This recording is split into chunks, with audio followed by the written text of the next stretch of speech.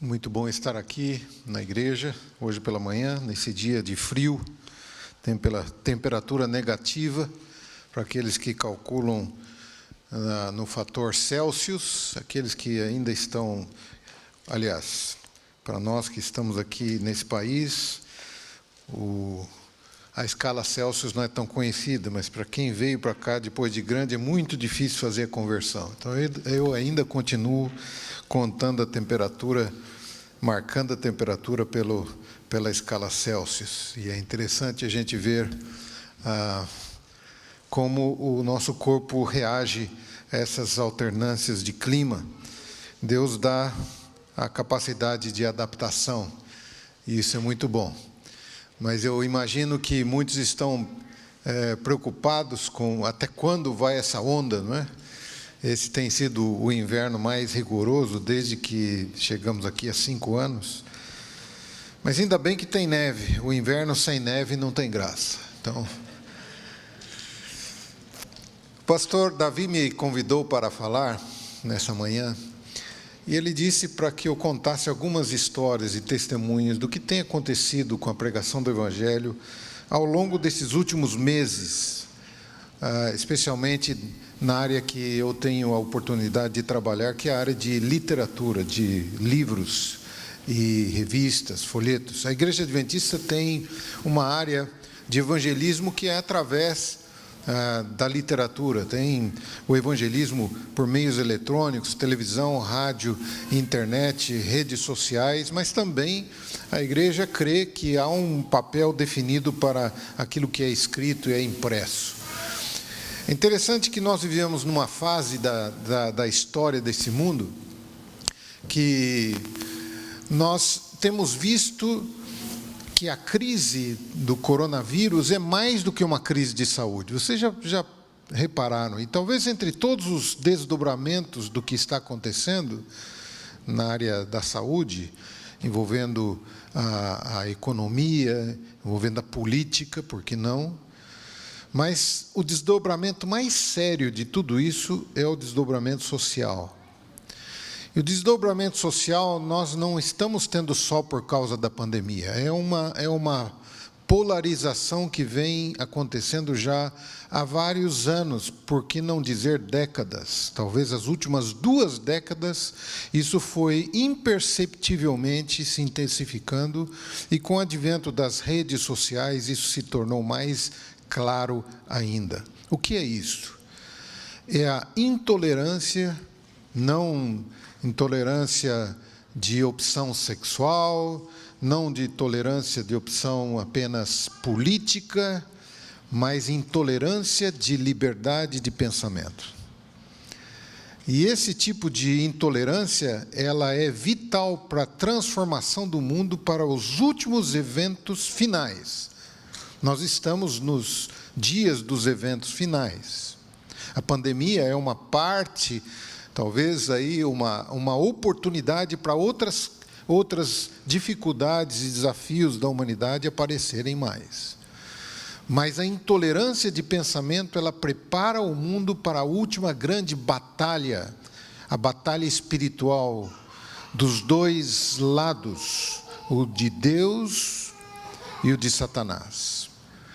O da fidelidade à palavra de Deus ou o da fidelidade às interpretações e desvios da mente humana.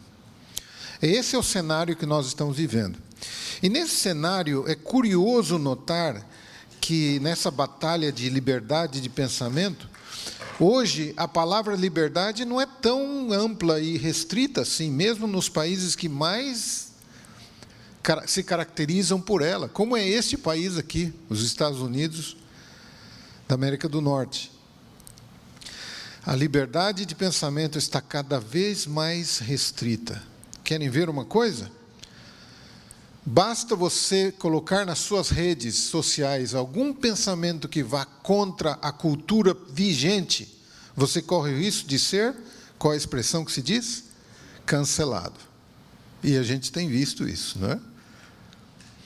Então, eu estou dizendo tudo isso porque esse é um ponto que nós devemos prestar atenção no papel das ferramentas de pregação do Evangelho nos últimos anos. A televisão, o rádio, as redes sociais, todos esses meios nós temos que utilizar e precisamos utilizar bastante. Mas não podemos desprezar a forma escrita, porque essa é muito mais difícil de ser cancelada. Essa não vai ser cancelada. É muito difícil fazer uma busca, vamos recolher todos os livros espalhados pelo mundo. É muito difícil. Por isso, eu começo a entender algumas coisas que Ellen White falou no passado, de que seria a última ferramenta usada pela igreja. Quando eu li, eu fui criado no ministério de publicações da igreja e li muito do que Ellen White escreveu sobre esse tema. E quando eu lia sobre esse tema, eu ficava pensando, bom, agora vem a internet, vem os livros digitais, vem tudo isso, onde que nós vamos encaixar aquela parte em que ela diz que este será a última ferramenta utilizada para a pregação do Evangelho? Hoje ficou bem mais claro. Se cancelam todas, mas a literatura é muito, muito complicado de cancelar. Portanto, meus amados irmãos, essa manhã eu vou trazer algumas histórias para vocês, para mostrar que ainda segue viva essa ferramenta da literatura. E algumas fotos só para lembrar de onde estamos, em que ano estamos. Como começou? Há um ano atrás, exatamente. Há um ano, a gente começou com esse acessório não muito agradável. Hoje alguns já estão usando 2, porque um é insuficiente. Espero que não passe disso, não é? No inverno até tudo bem, mas quando chegar o verão, usar uma já é complicado. Imagina 2.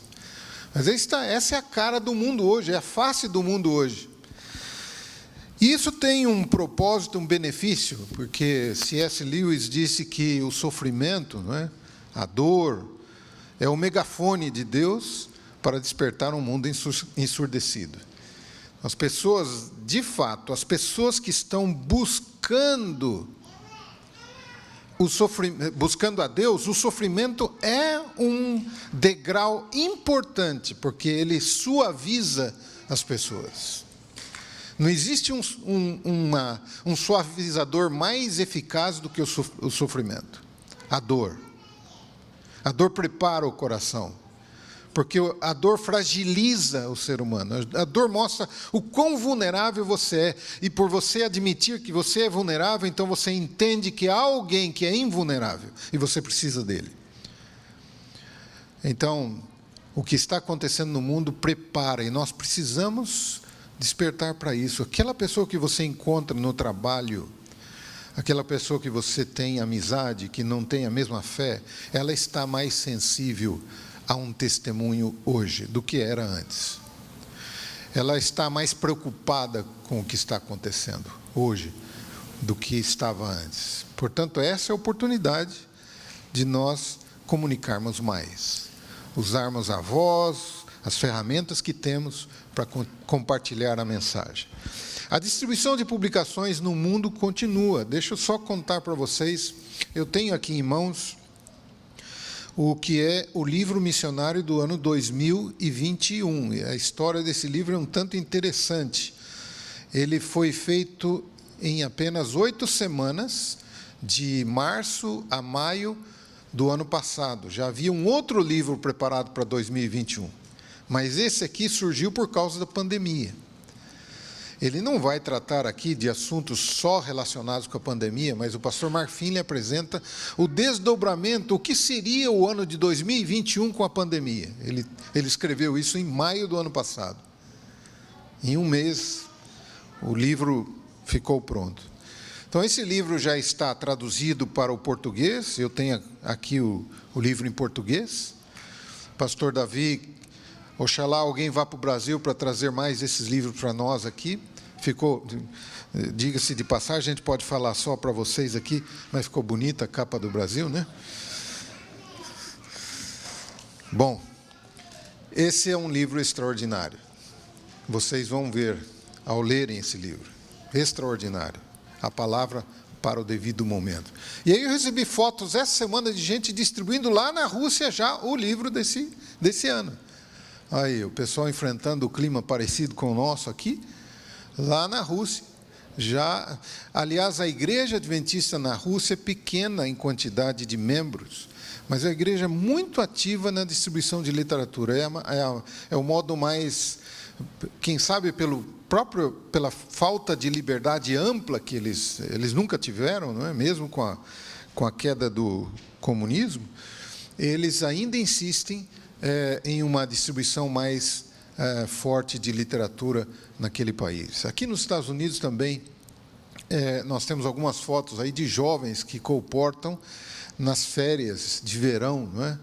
E a gente vê aí esses jovens em ação todo o verão, e a gente almeja que nesse próximo verão aqui, junho, julho, tenhamos vários jovens aqui nesse país trabalhando como colportores. Uma das histórias mais interessantes, essa menina que está na foto é uma colportora na cidade de Atlanta, Geórgia. O nome dela é Nataline. E a Nataline, ela foi acometida pelo coronavírus ou pela Covid-19. E ela teve que ser internada no hospital. E a Nataline, mesmo no hospital, ela não perdia tempo e entregava literatura aí para os enfermeiros, para médicos. Enfim, o espírito dessa menina contagiou um grupo de jovens que colportam permanentemente lá na cidade de Atlanta, na Geórgia.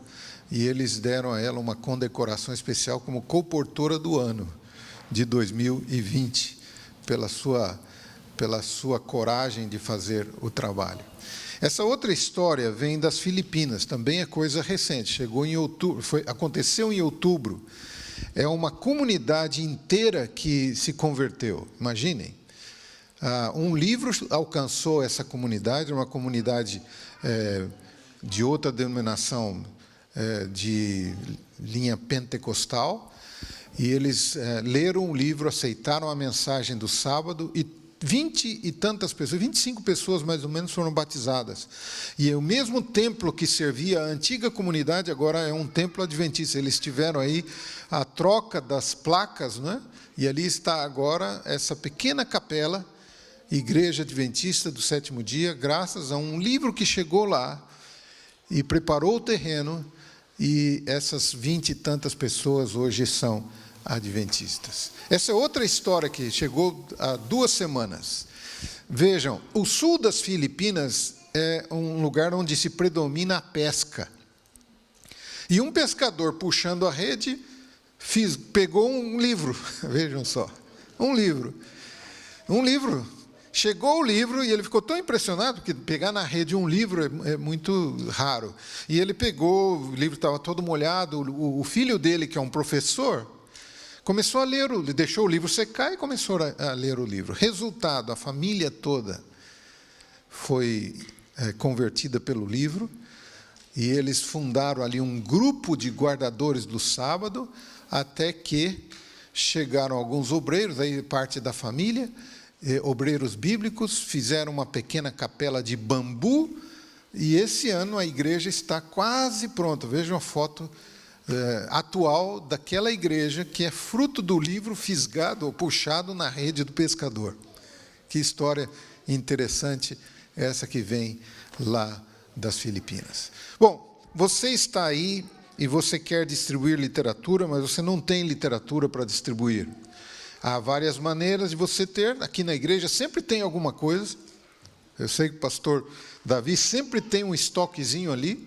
Você pode fazer uso das literaturas que estão aqui, mas se você quer algo rápido, você está viajando, entra nesse site, www.sharinghope.com.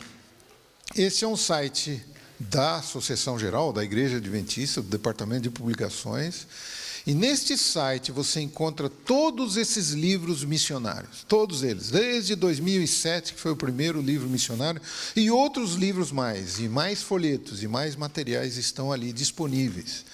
E eles estão disponíveis não só em inglês, eles estão disponíveis em mais 11 línguas ou mais, está crescendo. A gente está acrescentando línguas mês a mês. Aí está a lista de línguas que hoje está disponível. Mas nós queremos alimentar esse site com mais idiomas. Então, se você encontra alguém que fala uma língua que não é nem o português, nem o espanhol, nem o inglês, e você quer compartilhar alguma coisa com ele, entra no site, vê as línguas disponíveis, seleciona o que está lá, sempre vai haver um ou outro livro traduzido naquela língua, e você poderá fazer o download e enviar o material em PDF para esse seu amigo ou sua amiga, aonde ele estiver, em qualquer lugar desse mundo. Portanto, amigos, vamos utilizar essas ferramentas. Como eu disse a princípio, a literatura é muito difícil de cancelar. Pode-se cancelar qualquer outra coisa, mas literatura é difícil de cancelar. Por isso, a Igreja Adventista crê no potencial da distribuição de literatura. Muito bem, vamos ao estudo da Palavra de Deus nessa manhã. Eu quero convidar você a abrir a sua Bíblia em Mateus capítulo 14. Mateus capítulo 14, nós vamos ler a partir do versículo 25. Eu vou ler numa tradução mais atual, que se chama Nova Versão Transformadora. E nessa versão diz assim: por volta das 3h da madrugada, Jesus foi até eles caminhando sobre as águas. Quando os discípulos o viram caminhando sobre as águas, ficaram aterrorizados. É um fantasma, gritaram, cheios de medo. Imediatamente, porém, Jesus lhes disse: não tenham medo, coragem, sou eu. Então Pedro gritou: se é realmente o Senhor, ordene que eu vá caminhando sobre as águas até onde está. E o versículo 29, venha, respondeu Jesus. Então Pedro desceu do barco e caminhou sobre as águas em direção a Jesus. Essa é uma história que todos nós conhecemos, você já deve ter lido várias vezes. Acontece imediatamente após a multiplicação dos pães e dos peixes.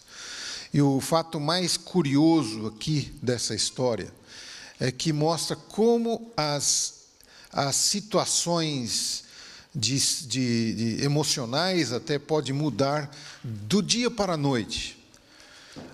Quando nós lemos a história da multiplicação dos pães e peixes, Ellen White comenta no livro Desejado de Todas as Nações, que a multidão ficou maravilhada de ver Jesus fazendo o milagre dos pães e dos peixes, e ver Jesus curando, que eles tiveram a ideia de entronizá-lo, ou de torná-lo rei imediatamente.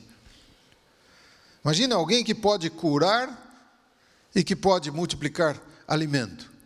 Estava aí o rei. Eles viram naquela oportunidade, a oportunidade para se verem livres dos romanos, porque os romanos estavam dominando sobre eles há vários anos, e eles não viam a hora da liberdade. Então, quando isso aconteceu, Ellen White comenta que os discípulos favoreceram esse estado de espírito. Vejam, era um movimento social, notem, era um movimento social. A multidão querendo aquele profeta, não é, que estava ali, realizando milagres, multiplicando pães, como o líder da nação. E os discípulos disseram: é isso mesmo, vamos lá. Mas eles não tomaram a dianteira, eles ficaram... E Jesus percebeu tudo isso. Jesus, de certa forma, se frustrou, porque ele vinha ensinando que o reino dele não era aqui desse mundo, mas era um reino espiritual. E ainda assim, os discípulos demoraram muito para entender. A multidão nem se fala. Mas havia então esse estado de espírito do já ganhou, imaginem, do já está resolvido o problema mais crucial da sociedade, o domínio dos romanos. Já estamos numa nova dimensão agora. E Jesus, diz o versículo 22, que ele compele os discípulos, ou seja, ele manda os discípulos, peguem o barco e sumam daqui. Em outras palavras, saiam daqui. E ele mesmo despediu as multidões para evitar com que aquela ideia fosse propagada. Os discípulos, não entendendo muito bem, pegam o barco e saem e vão. Vejam, eles estavam na expectativa de uma grande arrancada política e social que transformasse a história do país. Agora eles saem no barco e nem bem começa a viagem, já tem que enfrentar uma tempestade. Aqueles que já se viam sentados como primeiros ministros ao lado do grande líder político do país, eles já se veem como simples navegadores ou pescadores, alguns deles, lutando para manter o barco intacto na tempestade. Veja como muda a situação. E mudou porque Jesus pediu, ordenou. Mudou tudo aquilo porque Jesus disse: vocês saiam daqui, vocês vão para o outro lado. E foi nesse contexto que acontece essa experiência de Jesus andar sobre as águas. Então vejam, o fato de andar sobre as águas já era em si algo fenomenal. Se nós imaginarmos a experiência de Pedro, então, ainda algo grandioso, porque Pedro não tinha essa prerrogativa de ser enviado por Deus a essa terra como filho de Deus e ser o Messias. E Pedro, como um ser humano, como qualquer um, teve a oportunidade de caminhar sobre as águas. Então, notem, existem 3 significados que nós poderíamos tirar da experiência de caminhar sobre as águas. Primeiro deles, superar as leis naturais. Quem, em sã consciência, poderia andar sobre as águas? Ninguém. Nenhum ser humano é equipado para isso. Segundo, superação do medo, porque descer do barco exigiu risco, assumir riscos.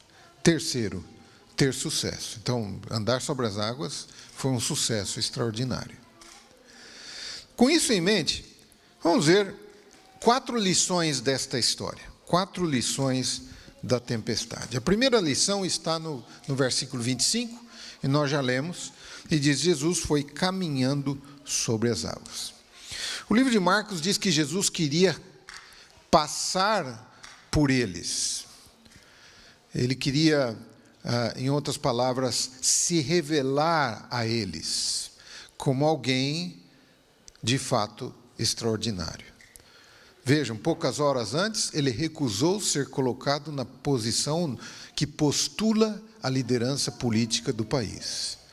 Mas ele não abre mão de mostrar que ele é extraordinário, andando sobre as águas algumas horas depois. Notem?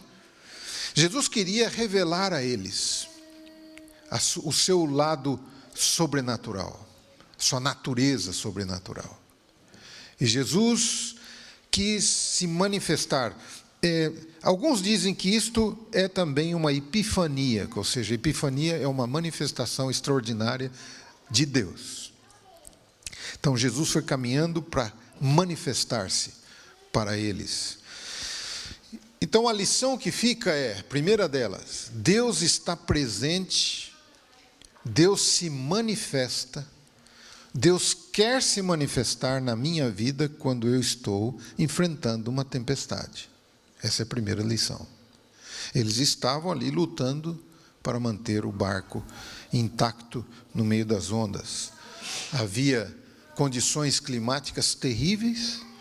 Para quem já visitou aquela região e teve a oportunidade de ver o mar, o que é um lago, né, na verdade, mas é um lago imenso, e ele está dentro como se fosse uma panela, né? De um lado há uma cordilheira alta de montanha, e do outro lado também, e o clima ali é quente, e o ar quente que sobe do mar ou do lago e se encontra com o ar frio que vem do mar ou de outros lugares, produz muito vento e muita tempestade. Então é comum tempestade naquele lugar.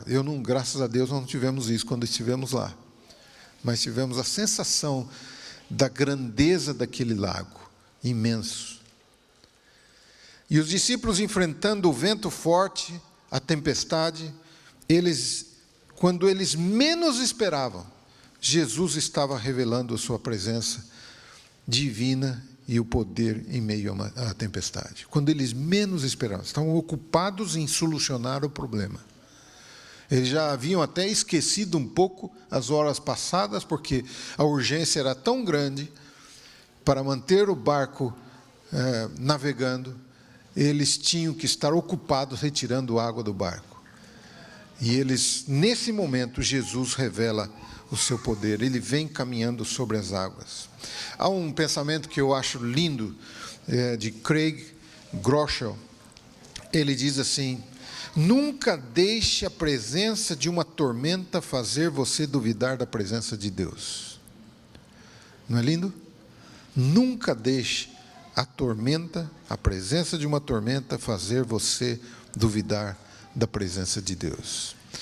E é realmente nos momentos de tormenta que ele se revela, e é nos momentos de tormenta que você tem a tendência de esquecer que ele está com você, ou que você duvida de que ele possa estar com você.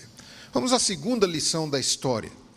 A segunda lição está no versículo 28, e diz assim, essa é a reação de Pedro: se é realmente o Senhor, ordene que eu vá caminhando sobre as águas até onde está.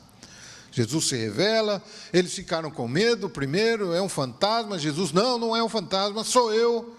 E Pedro então diz: Senhor, se és tu, que eu vá onde tu estás.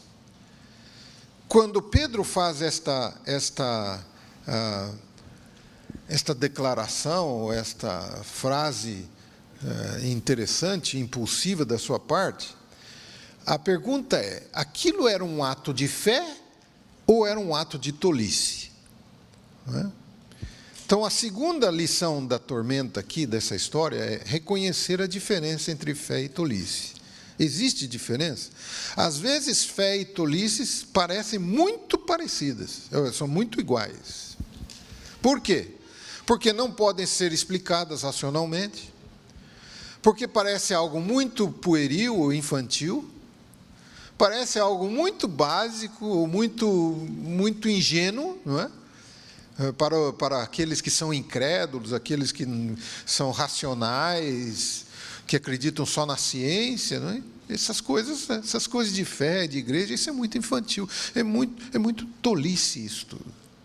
Então, qual é a diferença entre fé e tolice? Pedro fez a pergunta, ou propôs, a raiz dessa proposta era baseada na fé ou na tolice? Vamos ver um pouquinho, vamos analisar isso. Na verdade, aqui, no caso de Pedro, dá para a gente entender bem a diferença também do chamado e do impulso. Porque essa não é uma história em que ele apenas queria descer do barco pelo prazer de correr riscos. Talvez Pedro, embora ele fosse um homem impulsivo, talvez ele não era daquela personalidade que é viciada na adrenalina excessiva. Não é? Um grupo de pessoas aí que eles são viciados na adrenalina, ou seja, eles sempre têm que estar no limite de algo muito arriscado para terem aquela sensação da adrenalina no sangue.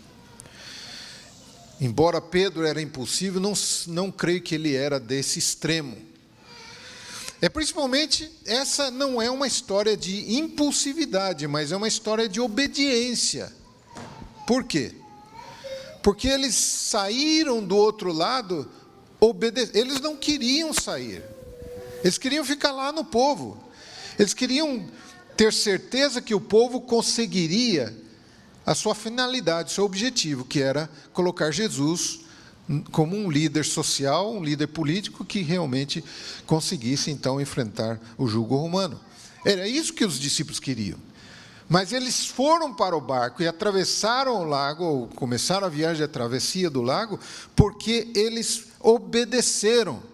Jesus os compeliu, diz o versículo 22. A obediência os colocou numa situação difícil, na verdade. Essa é a real história. A obediência os levou para experimentar uma ameaça da vida. E a conclusão é que a obediência não é garantia de que você e eu seremos poupados das adversidades. Quantos de vocês já experimentaram a prova de terem que se manterem firmes com respeito ao sábado, quando as circunstâncias não eram favoráveis para que você deixasse um trabalho no sábado? Então, obediência não é garantia de você ser poupado de adversidades, mas a obediência é garantia de que você terá um encontro com Deus, com certeza. Então, na verdade, a diferença entre fé e loucura é baseada na palavra obediência.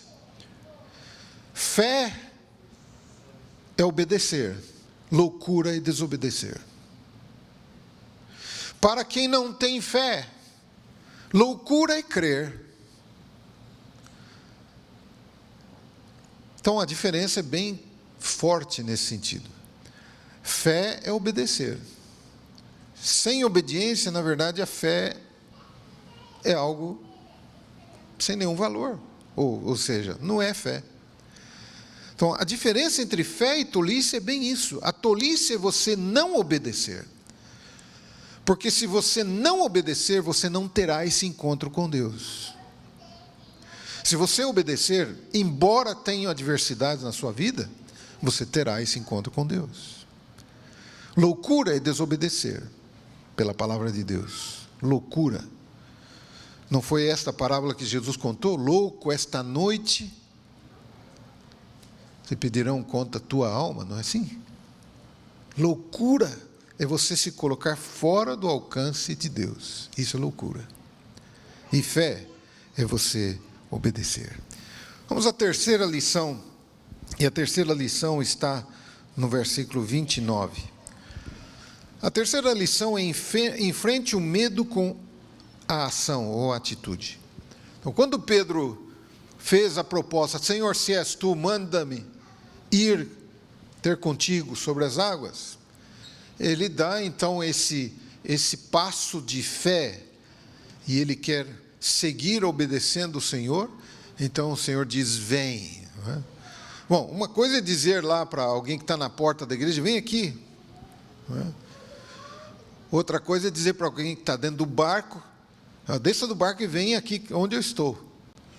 Se a água está tranquila e se eu sou um bom nadador, eu posso até tentar. Mas não é aquela situação. Mas a história diz que Pedro desceu. Nós não temos aqui um relato cronometrado da sequência dos fatos, então nós não sabemos quanto tempo Pedro levou para descer do barco e quanto tempo ele caminhou sobre as águas, e também não temos um relato aqui que é um relato que dá a dimensão de espaço, ou seja, nós não sabemos quanto ele de fato caminhou. Se ele caminhou 10 metros, 15 metros, 20 metros, não sei quanto. Mas o relato simplesmente diz que ele caminhou sobre as águas na direção de Jesus. Ele caminhou sobre as águas na direção de Jesus. Ponto. Caminhar sobre as águas é um feito sobrenatural. Aconteceu porque ele teve fé, ele obedeceu e ele saiu. Ele teve a ação de deixar o barco. Vejam, a história mostra que haviam no barco outras pessoas. Não é? Os outros ficaram quietos, ficaram olhando, ficaram observando. Os outros não participaram da discussão ou do diálogo. Os outros não se levantaram, nem para impedir que Pedro não vá, né? Eles ficaram olhando para ver o que acontecia. Talvez, no fundo, alguns deles estavam pensando, mas Pedro é muito, muito louco. Talvez outros pensavam, bom, Pedro está querendo se mostrar. Ou Pedro está pensando que ele é melhor do que todos nós. Então, alguma coisa deve ter passado na mente deles, não é?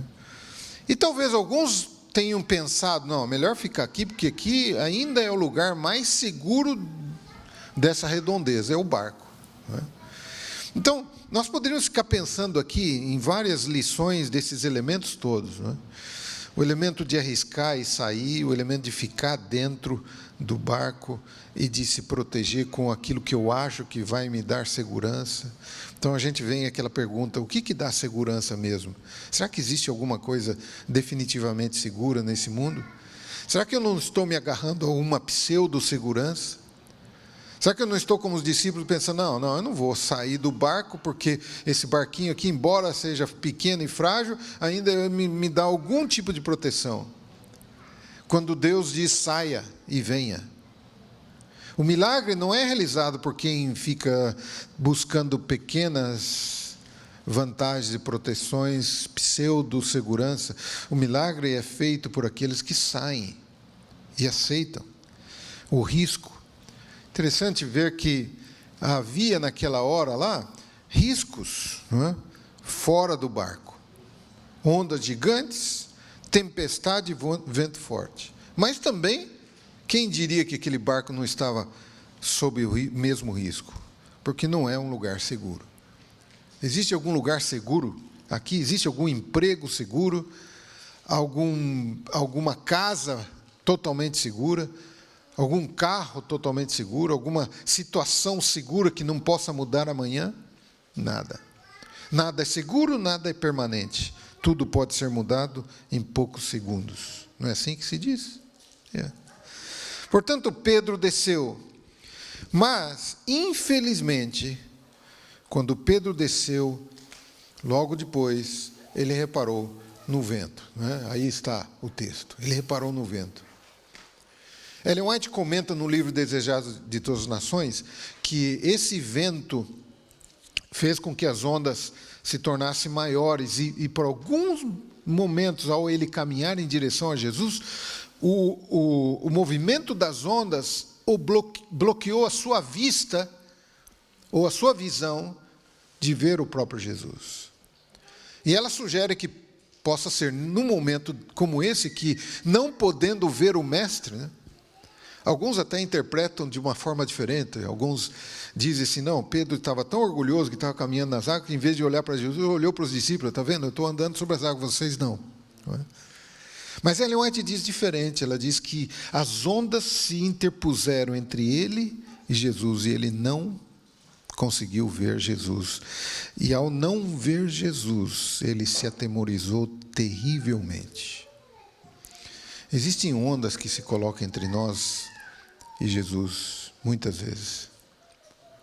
E ao não vermos Ele, nós somos pegos pelo medo. Portanto, amigos, o medo também tem um fator, não é? Positivo. Não é? Por outro lado, o medo, ele nunca desaparecerá da nossa vida enquanto nós estivermos crescendo. Se a gente está com medo, é porque o desafio faz você crescer, por isso você está com medo. Se o desafio não está fazendo você crescer, você não sente medo. Então, crescimento traz medo. Mas vamos à quarta lição, e a última. A quarta lição está no versículo 30, não é? E diz assim: Mas quando reparou no vento forte e nas ondas, ficou aterrorizado, começou a afundar e gritou, Senhor, salva-me. Então aqui vem o final da história. Não é? Ele afundou e ele gritou, salva-me. Qual é a lição? O fracasso não é o fim. O fracasso não é o fim. Pedro afundou. E alguns podem reparar a história e pensar, puxa, Pedro teve a experiência que ele merecia. Ele bebeu a água do lago, que não é salgada, mas ele bebeu água porque ele merecia. Porque quem mandou ele ser prepotente, sair do barco? Não é? Quem mandou ele querer ser melhor que os outros? Alguns discípulos devem ter pensado, está vendo? Que bom, aprende a lição. Não é? Alguns devem ter aplaudido. No fundo do coração, ninguém fez isso, mas no fundo do coração, alguns deles estavam lá, bem feito. Não é? E se há um fracasso mais dolorido do que o outro, é o fracasso na frente de alguém. O fracasso sozinho, solitário, tem um certo peso, mas o fracasso em público, esse é terrível, né? Eu me lembro quando eu estava aprendendo a arte de vender os livros, né? Havia uma simulação da apresentação e o auditório estava cheio. E havia, de dois em dois, a gente vinha e tinha que apresentar para um outro colega. E eu estava tão nervoso, tremia tanto que o livro caiu das minhas mãos. Nada foi mais dolorido do que o fracasso, na frente de todo o auditório. Quando você faz isso na frente de uma outra pessoa, de um cliente, por exemplo, de um possível comprador, você não se preocupa, ele nunca fez um curso de como vender livros, não é? Ele não sabe. Então, Moraes sabe bem dessa história. Então, vejam, o fracasso na frente de alguém é muito terrível, é terrível. E Pedro fracassou na frente deles todos. Se é que a gente pode dizer que o fato dele afundar nas ondas foi totalmente um fracasso. Mas há um ponto, não é, que a gente pensa, quem fracassou pior? Pedro ou os 11 que ficaram no barco? Quem de fato? O fracasso pior é daquele que não sai, que não tenta, que não faz, que não aceita o chamado, que foge da responsabilidade. Esse é o pior fracasso. Não é aquele que aceita o desafio, faz e dá errado. 11 discípulos falharam silenciosamente. Olha que interessante esse pensamento aí. Falharam silenciosamente e, em particular, seu fracasso passou despercebido, sem ser observado, sem críticas. Só Pedro sabia a vergonha do fracasso público. Ele fracassou publicamente, mas ele deixa uma lição. Afundar nas ondas não é o pior fracasso. O pior fracasso, nesse caso aí, é não sair do barco. Esse é o pior fracasso. Diz esse famoso estadista, não é, britânico, que sucesso não é final, fracasso não é fatal. É a coragem de continuar que conta. Que lindo, né? O sucesso não é final, fracasso não é fatal. É a coragem de continuar que conta. Deixa eu terminar isso ilustrando com uma história. Nessa região do mundo, Ásia Central, nós temos ali alguns missionários, entre eles os missionários colportores, não é? Nesse grupo que vocês veem na foto, eu conheci uma senhora. Não vou mostrar a foto dela porque é uma região de liberdade restrita, não é uma região fácil, não. E uma dessas senhoras que está aí, ela foi presa porque ela estava vendendo livros. E ela foi levada para a delegacia e foi questionada pelo delegado, de uma forma muito ríspida, uma senhora de quase 70 anos. O delegado foi tão ríspido com ela, que ela pensou, ou eu vou responder, ou vou ficar quieta, vou chorar, ou eu vou responder de forma honesta. E ela decidiu ser honesta. Ela olhou para ele e falou assim, o senhor é que deveria estar envergonhado, não eu. Porque eu estou promovendo saúde, eu estou promovendo a paz nas famílias. O senhor sabe quanta violência doméstica tem naquela vizinhança que eu estava trabalhando? Sabe quantos homens voltam embriagados no final do dia e batem nas suas esposas? O senhor sabe? Não. Mas eu sei. Eu estou lá, casa por casa, fazendo trabalho. Eu sei quantos drogados tem. Eu sei onde eles compram drogas. O senhor sabe? Não, o senhor sabe, mas o senhor não prende os drogados. Mas o senhor foi lá e me prendeu a mim. E ela foi honesta, desse jeito, falando para ele. De repente, houve um tremor de terra enquanto ela estava entrevistando ali com aquela região que há muito tremor. E o delegado ficou assustado e disse, essa mulher é diferente, vamos mandar ela embora. Mandaram ela embora. Saiu da prisão, ligou para a missão adventista, falou com o pastor lá de plantão, disse, pastor, vem me buscar. Eu estou na delegacia.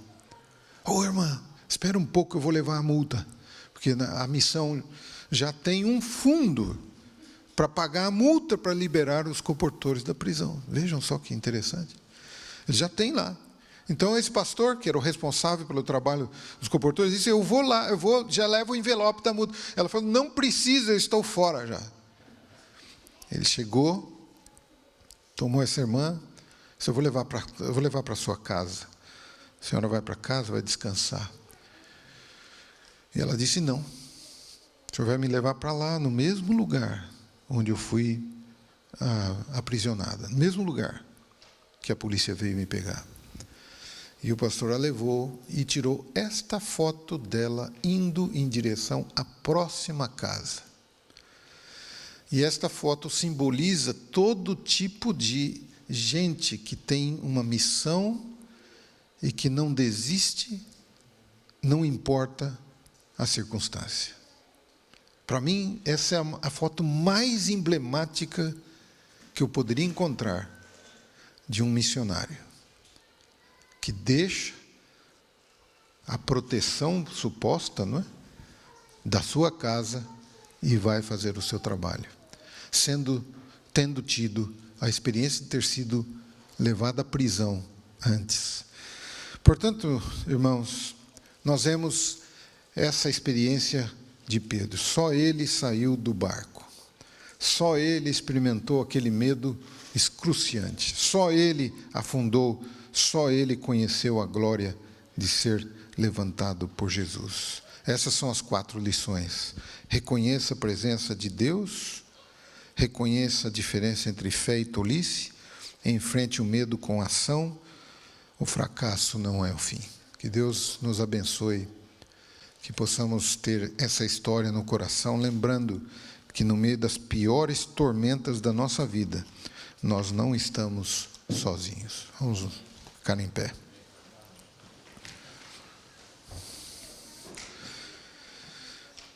Eterno Deus e bom Pai, nós te agradecemos pelo sábado.